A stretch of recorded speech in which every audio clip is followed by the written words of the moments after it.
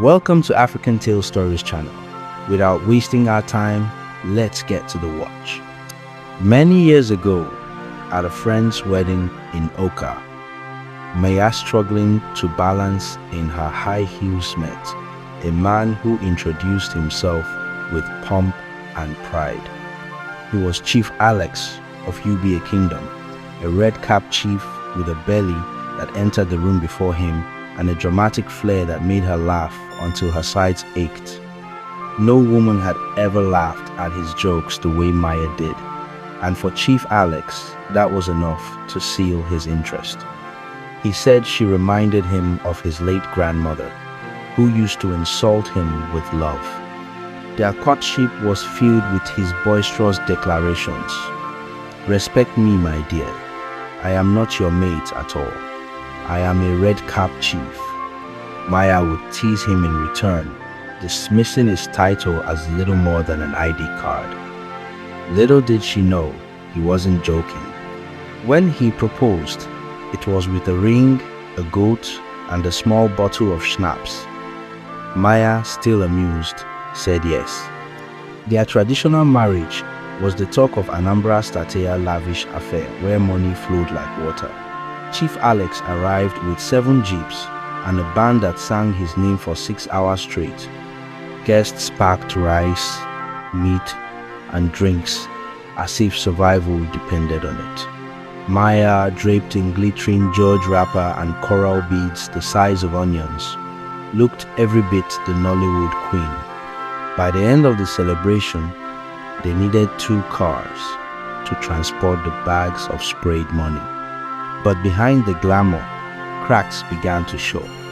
Chief Alex, for all his wealth, refused to lift a finger at home.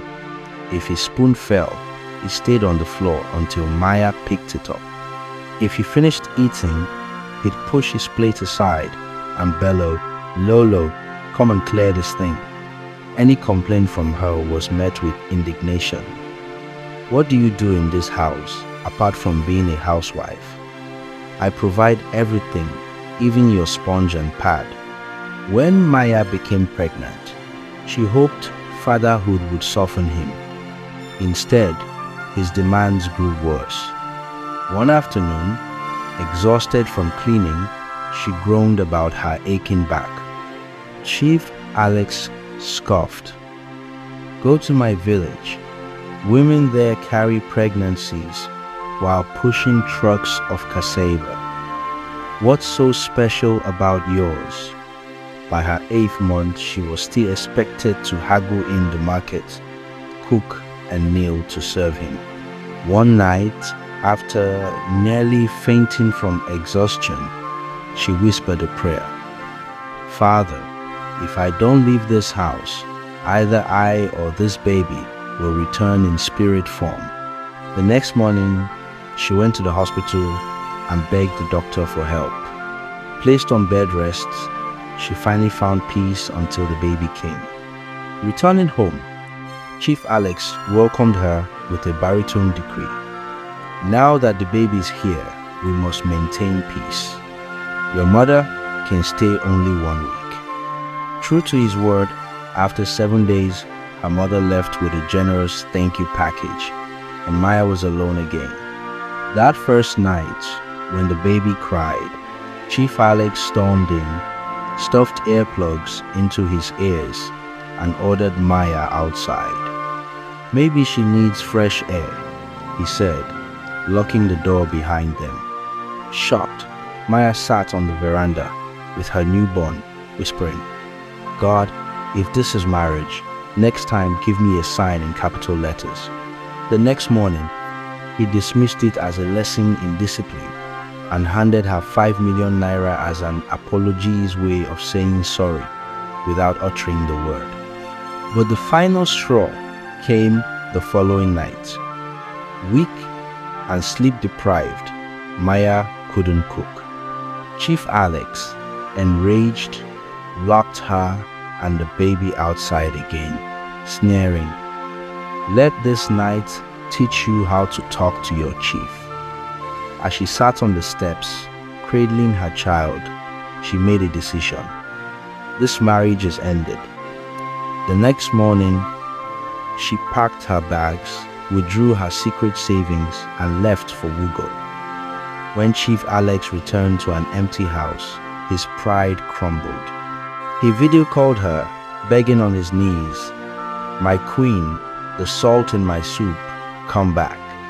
But Maya, calm and resolute, replied, "A man who locks his wife and baby outside doesn't deserve a second chance. Tell your red cap to learn how to cook, because I'm now cooking peace, purpose, and prosperity."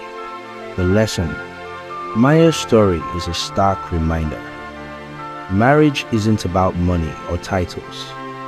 It's about partnership, respect, and empathy. No amount of wealth can replace a man who shares your burdens, honors your humanity, and refuses to lock you out in the cold. Choose wisely. Money cannot hug you when you cry. It cannot apologize for disrespect. Shine your eyes, sisters. Thank you so much for watching this intense and gripping story on African Tale Stories channel. To your support means everything to us. If you enjoyed it, please give it a thumbs up and share your thoughts in the comment section, and we'd love to know where you're watching from. Drop your location in the comment section below. Don't forget to share this story so that more people can watch and learn. Until next time, stay tuned for more captivating African tales stories. Bye.